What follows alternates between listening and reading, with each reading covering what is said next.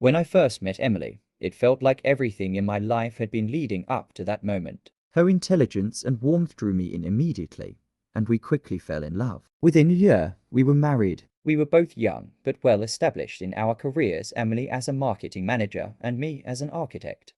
Our charming suburban home was a perfect backdrop for the life we envisioned together. We often sat on our porch in the evenings, talking about our future, our dreams, and our ambitions. One of Emily's long-held dreams was to go back to college and pursue a degree in English literature. She had always been passionate about it, but had set it aside due to life's practicalities. When she finally decided to take the plunge, I was thrilled. I encouraged her every step of the way, proud of her dedication and intelligence. It felt like we were embarking on a new adventure together.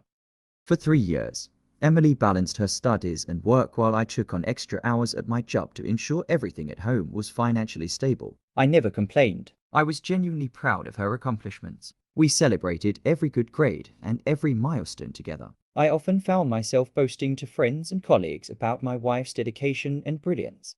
Then, one summer evening, I decided to surprise Emily by coming home early. I had planned a romantic dinner to celebrate her upcoming graduation. As I pulled into the driveway, I noticed a sleek sedan backing out. The driver, a man I vaguely recognized, waved awkwardly before speeding off. A strange twinge of unease crept up my spine, but I brushed it off, focusing on the surprise I had planned. I walked into the house, calling out for Emily. "In the kitchen," she replied, her voice unusually high-pitched. When I found her, she was wearing only a towel, her hair wet, and her face flushed. "Hey, honey," I said, forcing a smile. "What's going on?" Emily's eyes darted around nervously, her fingers fidgeting with the edge of the towel she had wrapped around herself. "Just took a shower," she replied too quickly, her voice unusually high-pitched and shaky. The uneasy feeling in my stomach grew stronger, and I felt a cold sweat start to form on my forehead. I glanced around the kitchen. Everything looked normal at first glance, but there was a tension in the air that I couldn't ignore. Emily's face was flushed, and her wet hair clung to her shoulders in damp strands. The house was eerily quiet, save for the faint hum of the refrigerator. The unsettling feeling gnawed at me, and I couldn't shake the sense that something was terribly wrong.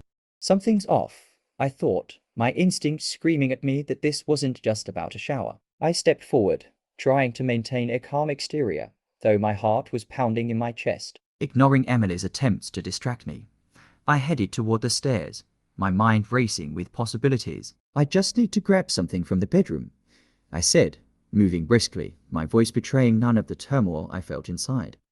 Emily followed me, her pleas becoming more desperate with each step. "James, wait please." "You don't need to go up there," she said, her voice rising in panic. Her hand reached out to grab my arm, but I pulled away, my determination fueling my steps.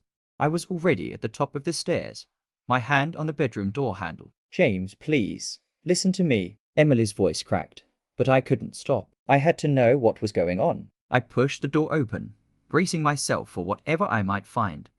What I saw made my heart sink into my stomach. The bed was a mess, the sheets rumpled and stained with a mixture of fluids. The room reeked of sweat and a faint, unfamiliar cologne that didn't belong to me. Clothing was strewn across the floor, including items that definitely weren't mine. "Emily, what the hell is this?" I demanded, turning to face her, my voice a mix of anger and hurt that echoed in the space between us. Emily's face crumpled. She sank onto the edge of the bed, burying her face in her hands. Her shoulders shook as she sobbed. "James, I can explain," she choked out, her voice muffled by her hands. "Explain what?" I shouted, my voice raw with emotion. "That you've been having sex with your professor? In our bed? In the place where we built our dreams together?" My mind was reeling, struggling to comprehend the betrayal that lay before me. Emily looked up, tears streaming down her face, her eyes red and swollen. "Yes, it's true," she admitted, her voice breaking. "We've been involved for the entire time I've been in school." I felt like I'd been punched in the gut. My world was spinning, and I struggled to catch my breath. I sat down heavily on the edge of the bed, my head in my hands, trying to process the bombshell she had just dropped. "How many times, Emily?" I asked, my voice barely more than a whisper. "How many times did you betray me?"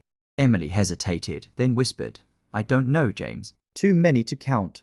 The room fell into a heavy silence, broken only by Emily's sobs. I stood there, feeling my world collapse around me. The woman I loved, the woman I had supported and been so proud of, had been lying to me for 3 long years. I felt like I was drowning in a sea of emotions: anger, hurt, betrayal, and an overwhelming sense of loss. Why, Emily? I asked, my voice cracking as I fought back tears. Why did you do it? Why did you destroy everything we had? Emily looked up, her eyes filled with a mixture of guilt and sorrow. I don't know, James, she said, her voice trembling. It started as a way to get closer to him, to understand my studies better. And then it just happened. I couldn't stop it. I didn't know how to stop it. I was weak, and I made terrible choices. Her words hung in the air, each one a dagger to my heart. The future we had envisioned together was shattered, and all I could see now was the wreckage of our life. I stood up, feeling a cold numbness spread through my body. I need some time to think, I said quietly, unable to look at her. I need to be alone. I walked out of the room, out of the house, and kept walking until I reached the small park where we used to sit and dream about our future. Sitting on a bench, I tried to make sense of what had happened. The life I had known, the love I had believed in, was shattered. The next few days were a blur. I couldn't sleep, couldn't eat. Every corner of our home was a painful reminder of the betrayal. I took leave from work, unable to focus on anything but the hurt and confusion swirling inside me. Emily tried to reach out, but I couldn't bring myself to talk to her. I read her messages but left them unanswered. She left notes around the house, but I avoided them. I spent most of my time in the park, trying to clear my mind, but the pain was relentless. One evening, about a week after discovering the affair, I found myself back at our house. I sat on the porch, staring at the sunset, when Emily came out and sat beside me. We sat in silence for what felt like hours, the weight of our shared sorrow hanging in the air. Finally, I spoke. Emily, I can't do this anymore. The trust we had is gone, and I don't know if we can ever get it back. Emily nodded, tears streaming down her face. I understand, James. I am so sorry. I never meant to hurt you. I know, I replied softly, but that doesn't change what happened.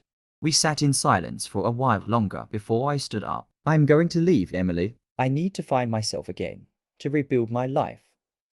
Emily sobbed quietly. I wish you the best, James. You deserve happiness. As I drove away, I felt a strange mix of sadness and relief. The future was uncertain, but I knew I couldn't live in the past anymore. I needed to find myself again, to rebuild my life from the fragments of my broken heart.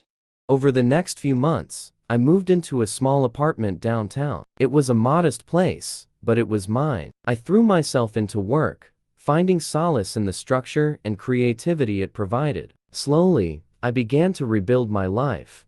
Friends and family rallied around me, offering support and understanding. I started seeing a therapist who helped me navigate the complex emotions I was feeling. There were days when the pain felt unbearable, but there were also moments of clarity and hope.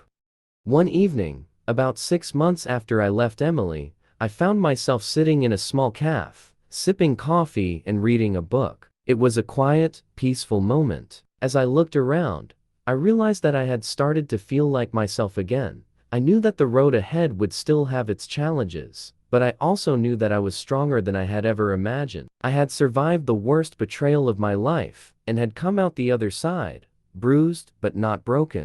And so, I began a new chapter, hopeful that one day I would find the peace and happiness that had eluded me for so long. The future was still uncertain, but I faced it with a renewed sense of strength and determination, ready to embrace whatever came next.